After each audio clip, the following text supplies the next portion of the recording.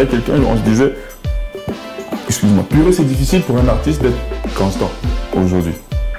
Là, c'est la musique, là, c'est fast food, mon gars. Tu sors un hit, on consomme ton hit là pendant quelques mois, après ça, c'est mort. Donc, il faut que tu reviennes.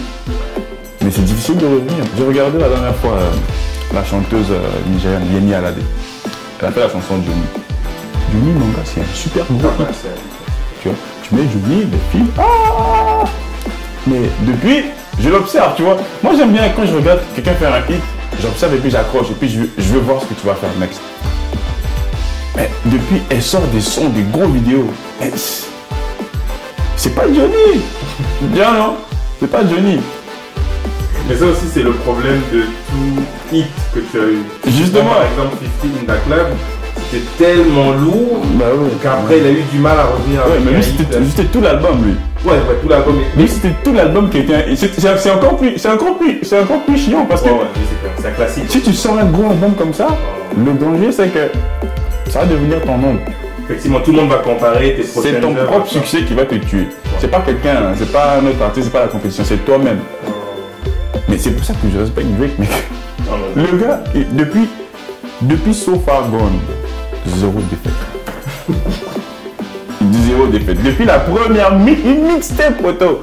Une mixtape. Depuis la première mixtape, bang, bang, bang, bang. Comme lui-même il dit back to back. Non, moi je pense que Drake est l'une des raisons pourquoi il n'y a plus de R&B aux États-Unis. R&B au sens pur qu'elle entend. C'est l'une des raisons pourquoi tu as des gens comme Usher qui font de la pop, des gens qui ne font plus du R&B au sens pur. Et c'est l'une des raisons. C'est l'une des raisons parce que tout simplement les gens préfèrent écouter du Drake qui rappe, chante, qui est capable de s'adapter. Je pense que c'est l'un des succès aussi de Nicki. Qui a pu faire du rap, qui a pu faire de la pop, qui a pu faire... Je pense que les gens recherchent des personnes versatiles, qui sont capables de s'adapter, de faire des choses. Oui, il y a des gens qui te racontent des histoires simples. C'est pas tiré par les cheveux, c'est pas fake, c'est pas quelqu'un qui s'invente une vie, machin. Non, c'est une vraie histoire. Et puis ce qui est bien, c'est que tu arrives à suivre. À l'époque, le gars va te rappeler, il va te parler de Acura, de machin truc. Et aujourd'hui, c'est fini, c'est plus les Acura. Et après, il peut te raconter les histoires qui sont arrivées avant. Et tu peux relate parce qu'il y a une évolution. Moi j'avais kiffé son album, j'ai oublié le nom de l'album. C'était celui où la pochette était bleue. Il y avait en fait. C'est Thank Me Later, ça c'est pas. Non, c'est pas Thank Me Later, c'est le premier. Après il a fait Nothing Was the Same. Nothing All the Same, voilà. Nothing Was the Same. Et quand il avait fait Started from the Bottom. Ouais. Et pourquoi j'avais kiffé cet album, c'est parce que c'était la première fois où je voyais un album de Drake où il était revenu aux basics. C'était Drake en train de rapper. Et il kickait sévèrement. C'est Started from the Bottom, toute personne pouvait relate à ça. C'est te dire qu'à un moment de ma vie j'ai galéré, mais j'ai travaillé fort et maintenant je suis arrivé.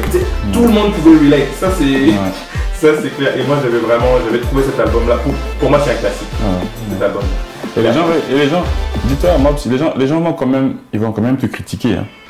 Ils vont critiquer et puis ils vont dire que Started from the Bottom c'est pas vrai parce que bon, t'es un gosse de riche. Mec, écoute, aujourd'hui par exemple en France, il y a plein, j'en vois plein, hein, surtout dans la musique afro, il y en a plein. C'est des gosses de privilégiés, un peu comme moi. J'ai eu la chance de vivre différentes étapes. Avant que j'arrive en Côte d'Ivoire, c'était pas le privilège. Ceux qui auront la chance un jour d'aller à Pointe-Noire et puis d'aller voir le quartier dans lequel j'ai grandi, donc je suis pas né avec une pierre en or dans la bouche. À un moment donné, ça change. Et à un moment donné, tu es privilégié. À un moment donné, tu es ici et puis tu as la possibilité de faire ce que tu veux ta musique.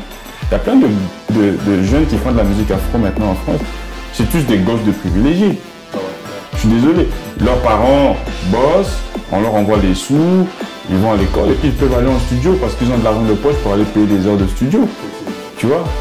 Donc quand les gens vont commencer à tirer sur Drake, lui c'était un gosse de gens, il y en a plein. C'est sûr que même aux États-Unis, il y a plein de peut-être des rappeurs qui sont sortis. Leurs parents ont travaillé et puis ils avaient des sous, ils habitaient dans le sous-sol de sa mère et puis bon voilà.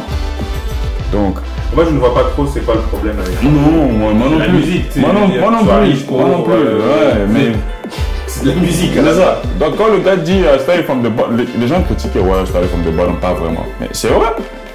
Son bottom, peut-être c'est pas ton bottom à toi. Lui, il n'était pas connu, man. Ouais, on le connaissait, il était dans le show Degrassi, machin. Peut-être que le chèque qu'il touchait, c'était miteux. Peut-être que bon, c'était un 50 000 par épisode.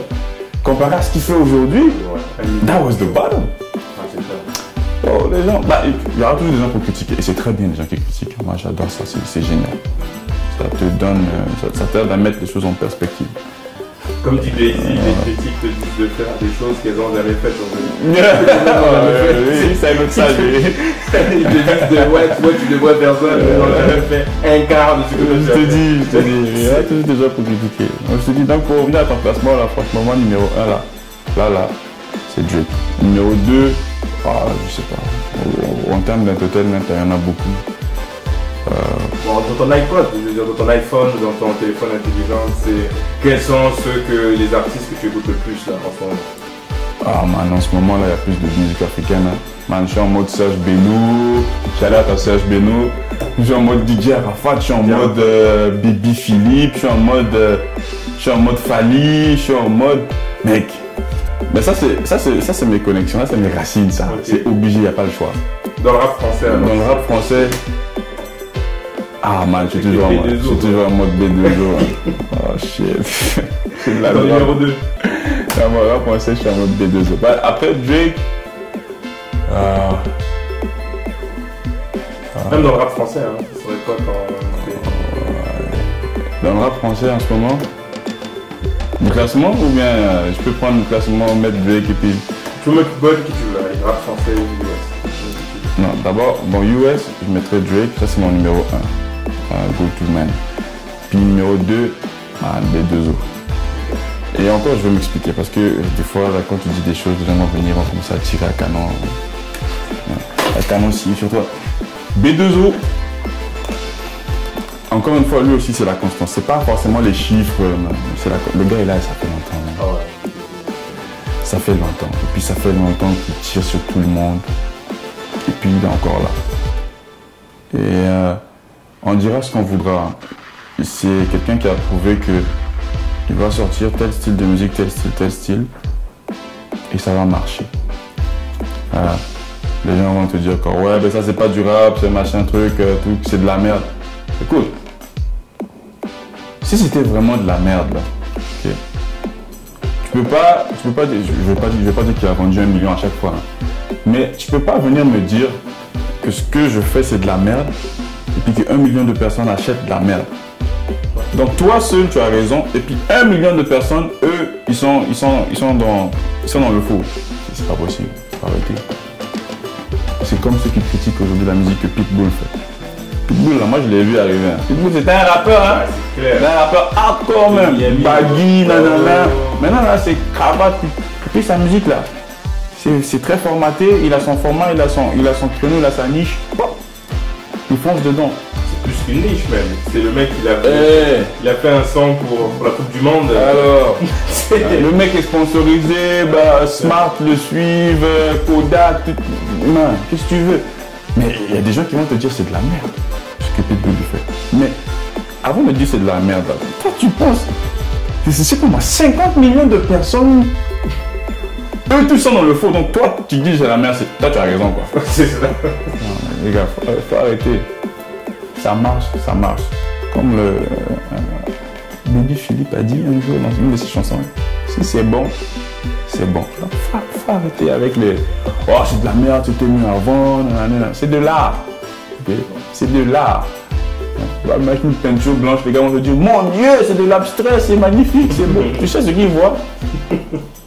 Ils voient quelque chose, toi tu ne vois pas ça. Donc il faut de l'art avant tout.